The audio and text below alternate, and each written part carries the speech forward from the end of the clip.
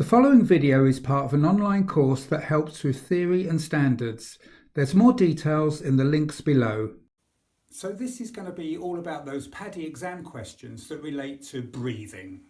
Things like dead airspace, overexertion, exchange of gases, and also questions that relate to free diving. Things like the mammalian diving reflex, the deep stomach breathing, and shallow water blackout. So whilst it's important for you to know the answers to questions like these for your exam, it's also important for you to know how to teach these subjects. I mean, you're going to be a PADI instructor soon. So let's imagine that you'll be teaching all of this on a dive master course in the very near future. It's not a difficult subject to teach, providing you get your class up to speed with the basics first. It's a good idea for you to prepare them at the start of the lesson by getting them to remember just how it feels when they get a build-up of carbon dioxide in their lungs. You know that feeling of air starvation, slight panic, confusion, etc.? Actually, it's a really good idea to teach this lesson to them just before they need to do the equipment exchange stress test, because if they remember this lesson, it's going to help them keep relaxed. Oh, and if you're heading for your IDC soon, it's also a good idea for you to keep this lesson in mind while you're doing your skills circuits. It will certainly help you keep relaxed, especially during those times when your regulator's going to be behind your shoulder or someone else is turning your air off in those air depletion exercises. So, getting back to you teaching your Dive Master course. As I said, to get your team prepared, maybe you can ask the group just to stop breathing, just for a short moment. But before you do, maybe you could just ask them how they think they're going to feel. Maybe some of them will say that they expect that they'll be starved of oxygen and desperate to breathe in.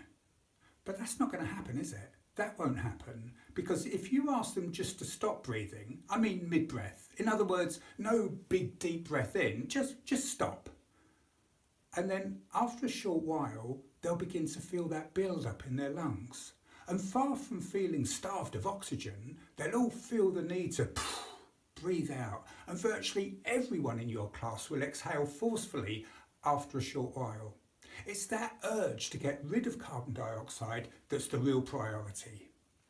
And associated with that is that feeling of breathlessness, panic, general discomfort. So breathing is primarily about two gases, oxygen and carbon dioxide. But for us scuba diving instructors in this context, one of these gases is far more important than the other one, and we're about to find out which one that is. So once your dive masters are thinking about how uncomfortable carbon dioxide can feel, it's not difficult for them to realise that it takes a fairly long out-breath to get rid of it. If they were to give a very short out-breath, the carbon dioxide wouldn't get very far. They'd breathe it back in, add more carbon dioxide, and that will worsen any symptoms. So this, of course, is the concept of dead airspace. We need to breathe out long enough for the air to travel from the alveoli all the way through our pipes to the outside world. The same on the in-breath. We need to breathe deep enough to get the fresh oxygen from the outside air right the way through all of the pathways and into our bloodstream, into the alveoli. And imagine if we were breathing through a snorkel. The air would then have to travel even further, and all of these passageways added together is called the dead airspace. PADI dead airspace questions are nearly always focused on the need to breathe slowly and deeply to reduce the effect of dead airspace. Now, experienced instructors, they're always making sure that their students at all levels are breathing correctly. And once you become an instructor, if you get a nervous diver on any course who's breathing shallow and fast, they'll soon add to their problems as their carbon dioxide levels start building up. And that soon provides you with a very real problem on top of their imagined problem. And while we're on this subject, I still find it amusing that the advice for people who are panicking for whatever reason underwater is to breathe slowly and deeply. I mean, I don't know if you've ever been really nervous while underwater, But if you're really scared about something real or imaginary, the last thing that you'll be able to do is control your breathing. But to be honest, now we know what our real enemy is, the solution is simply to blow out, blow away the carbon dioxide. The in-breath will look after itself, and after a while,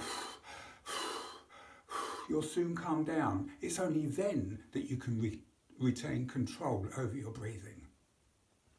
We can now move on with confidence with our next subject, which is overexertion.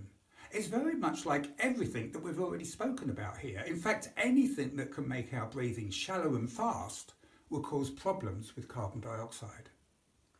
And so, in an exam, the correct answer will always be the answer that suggests that you rest, relax, regain control, breathe slow, deep, that sort of stuff. Oh, actually, now we understand a little bit more about carbon dioxide, we can look a little bit closer at PADI's most important rule of scuba diving. Breathe continuously and never hold your breath. Many instructors think that this is only to do with preventing lung overexpansion injury, and some instructors even think that it's not applicable if people are kneeling on the floor of a pool. But they're wrong. They're very wrong, because blowing out those small bubbles when the regulator isn't in the mouth is a very sensible thing to do, because it's continuously removing any carbon dioxide that's accumulating in the lungs. It's helping to prevent the student from that uncomfortable feeling of a carbon dioxide build-up. Well, we've looked at all of the advantages of breathing, and now what we're going to do is look at some PADI questions that you're going to find regarding free diving. In other words, where we're not breathing, we're holding our breath underwater. So free diving has become so popular recently, and it's a great sport. I'm guessing that many of you are already getting involved with it. And as far as PADI questions are concerned, they're just a couple of areas to deal with. Now, the first two subjects are both to do with calming divers before a breath hold dive. The mammalian diving reflex and the diaphragmatic breathing. I think that both of these are of particular interest because, as an instructor in the real world, I've been using both of these methods to calm my open water students for years. The mammalian diving reflex applies to all mammals. It's where cold water around the face slows down the heart rate and helps to relax the body. Of course, it works better on some mammals than on others, but when you're next teaching your open water course, especially in chilly water, it's a really good idea for you to get your divers to put their face in the water at the surface, lift in their mask for a few seconds, get their faces wet. It definitely relaxes people and has the added advantage of lessening that shock of mask clearing later on in the dive. But back to free diving. Free divers spend quite a while on the surface preparing for their dives. They put their face in the water to make use of that mammalian diving reflex. They relax and then they breathe deeply and slowly using deep stomach techniques that allow the diaphragm to move up and down with each breath.